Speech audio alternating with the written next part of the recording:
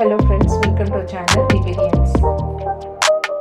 இன்னைக்கு நம்ம ஒன்று நாடகம் 1லிருந்து 10ஆம் அதிகாரம் வரைக்கும் உள்ள பகுதியிலிருந்து கொஸ்டின்ஸ் பார்க்க போகிறோம். ஸோ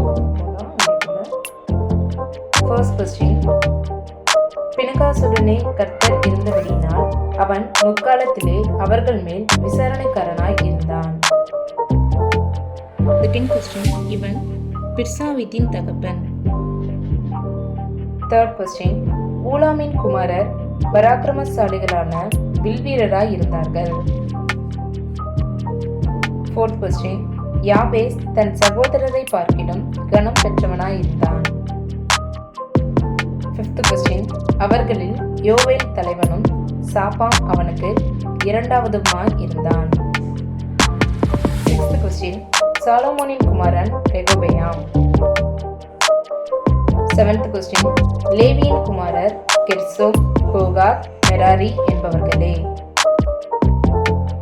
எய்த் கொஸ்டின், யாபேஸ் இஸ்ரவேலின் தேவனை நோக்கி, தேவரீ என்னை ஆசீர்வதித்து என் எல்லையை பெரிதாக்கி உமது கரம் என்னோடு இருந்து தீங்கு என்னை துக்கப்படுத்தாதபடிக்கு அதற்கு என்னை விலக்கி காத்தருளும் என்று வேண்டிக் கொண்டான்.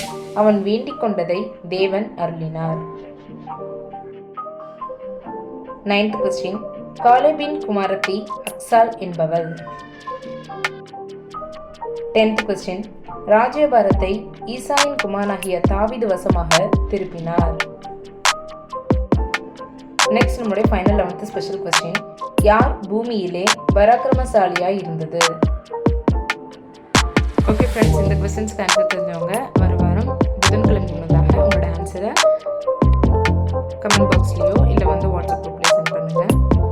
ஃப்ரெண்ட்ஸ், லாஸ்ட் வீக் கேட்ட கொஸ்டின்ஸ்க்கு ஆன்சர் பண்ணவங்க எல்லாரும் தான். ஸோ இதில் ஃபர்ஸ்ட் ஆன்சர் பண்ணி வெயிட் பண்ணி பார்த்தீங்கன்னா Bella sister, full mark 11/11. Congratulation sister. Okay friends, நம்ம நெக்ஸ்ட் வீக் மீட் பண்ணலாம். அது வரைக்கும் தேவன் நம்மை ஆசீர்வதிப்பாராக.